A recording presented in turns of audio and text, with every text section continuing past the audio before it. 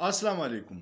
बालाखिर 11 दिन बाद supreme court ने बल्ला छीनने का तफसीली फ़ैसला जारी कर दिया है और इस फ़ैसले में मुअज़्ज़ज़ चीफ जस्टिस साहब ने बरतानिया और अमरीका की जमहूरियतों की मिसाल दी है। वो ममालिक हमसे तरक्की में और जमहूरियत में 100 साल आगे हैं।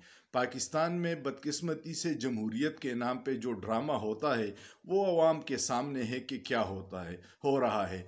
और ये फ़ैसला शदीद तनकीद की ज़द में इसलिए भी था कि इस फैसले इलेक्शन शेड्यूल के जारी होने के बाद ये फ़ैसला आया है और इसका एक बैकग्राउंड है, तसलसल है, क्योंकि फैसल वाडा ने 1 साल पहले कहा था कि इलेक्शन में बल्ला बैलेट पेपर पे नहीं होगा। इसका इजहार फिर राजा रियाज ने भी किया था और परवेज़ खटक ने भी कहा था कि बल्ले का निशान बैलेट पेपर पे नहीं होगा।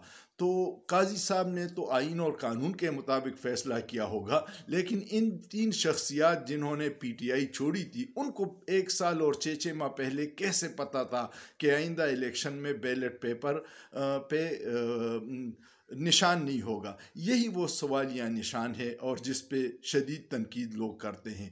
दूसरी तनकीद की बुनियादी वजह यह है कि अगर यही मयार आपने पीटीआई के लिए जो मयार रखा है, क्या यही मयार तहरीक इंसाफ और पीपल्स पार्टी और बाकी जमातों के लिए भी है?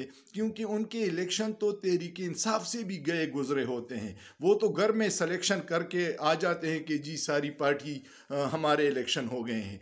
तो एक पार्टी को सिर्फ निशाना बनाना और उसके लिए कानून इतना सख्त बनाना कि पाकिस्तान के आइन और कानून से भी ज़्यादा सख्त उन्होंने पीटीआई का आइन और कानून कर दिया। और अगर पीटीआई और तहरीक इंसाफ की आइन और कानून की इतनी फ़िक्र थी तो ये जो 90 दिन में इलेक्शन नहीं करवाए इलेक्शन कमीशन ने, पंजाब गवर्नमेंट ने और केपी गवर्नमेंट ने, उनके ख़िलाफ़ कोई कार्रवाई नहीं हुई।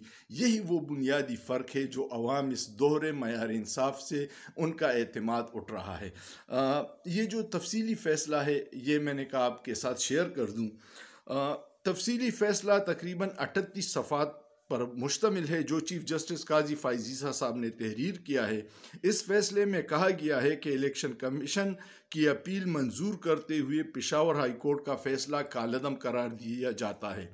फैसले में कहा गया है कि इलेक्शन कमीशन ने पेशावर हाई कोर्ट का 10 जनवरी का मुख्तसर फैसला चैलेंज किया।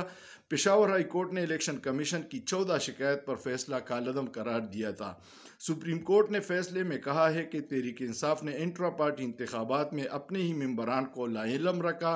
कानून के मुताबिक पीटीआई को बल्ले का इंतखाबी निशान नहीं दिया जा सकता। फैसले में कहा गया कि इलेक्शन कमीशन ने पीटीआई को मुतअद्दिद शोकाज नोटिस जारी किए। शोकाज के बावजूद पीटीआई ने इंट्रा पार्टी इंतखाबात नहीं करवाए।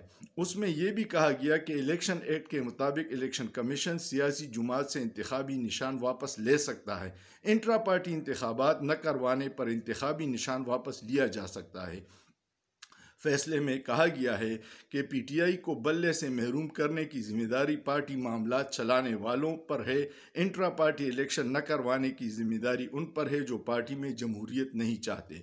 फैसले में यह भी कहा गया कि किसी जुमात को मामूली बेज़ाब्तगी पर इंतखाबी निशान से महरूम नहीं करना चाहिए। इंट्रा पार्टी इंतखाबात का न होना आइन और कानून की बड़ी खिलाफ वर्जी है और पाकिस्तान में जो इंतखाबात वक्त पे नहीं हुए वो खिलाफ वर्जी नहीं है।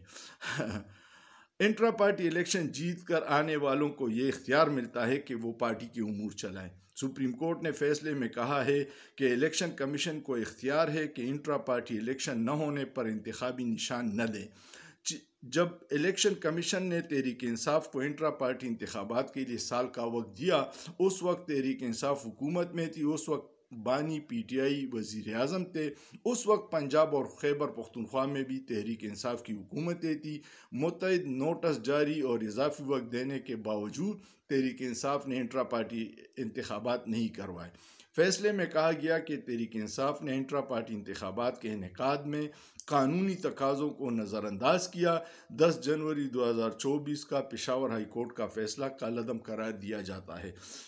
यही बुनियादी फ़र्क है कि एक पार्टी के लिए मयार इतना अमेरिका और बरतानिया का रखा है और बाकी पार्टियों को बिल्कुल नज़रअंदाज किया है। और آئین اور قانون کے مطابق اس پارٹی کے انتخابات کو لازمی قرار دیا ہے، لیکن ملک میں آئین اور قانون کے مطابق جو انتخابات نہیں ہوئے اس طرف کوئی توجہ نہیں ہے۔ چوتھی بات جو بہت اہم ہے وہ یہ ہے کہ اکبر اس بابر اور 14 امیدواروں نے یہ درخواست کی تھی کہ ہمیں موقع نہیں دیا، جبکہ وہ لوگ پارٹی سے میں ہے ہی نہیں، ان کو پارٹی سے نکال دیا گیا ہے۔ اب چیف جسٹس اور سپریم کورٹ، معزز سپریم کورٹ کو 14 لوگوں کی فکر تھی، لیکن پچھلے سال انہوں نے 1,62,00,000 ووٹ لیے تھے۔ ان 1,62,00,000 لوگوں کی فکر نہیں تھی، 14 لوگوں کی فکر بہت زیادہ تھی۔ یہی اس فیصلے کے تضادات ہیں کہ آپ معیار رکھیں تو پھر سب پارٹیوں کو اس پہ کہیں کہ وہ اس پہ عمل کریں، یا صرف آپ کو ایک پارٹی کے انتقام کا نشانہ ہے اس وقت پوری حکومت اور ریاست، تو اس لیے پھر اسی کو سارے بازو مروڑنے ہیں، باقیوں کو کچھ نہیں کہنا۔ چاہے نواز شریف کے کیسز ان کو بائیو میٹرک ایئرپورٹ پہ جا کے عملہ کرواتا ہے، اور عمران خان کو بائیو میٹرک کروانے کی جگہ شیشے توڑ کے وہاں سے گرفتار کیا جاتا ہے۔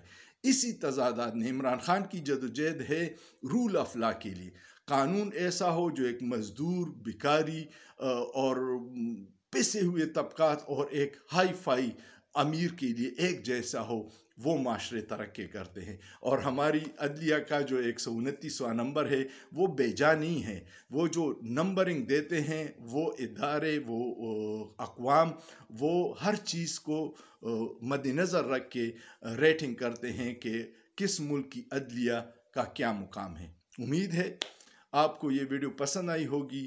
یہ سپریم کورٹ کا تفصیلی فیصلہ ہے، اب آپ خود فیصلہ کیجئے گا کہ آیا ہمارا تحریک انصاف کے خلاف سپریم کورٹ کا یہ فیصلہ آئین اور قانون کی بنیاد پہ ہے یا ذاتی پسند اور ناپسند کی بنیاد پہ۔ کمنٹ ضرور کیجئے گا اور سوچئے، سوچنا جرم نہیں ہے۔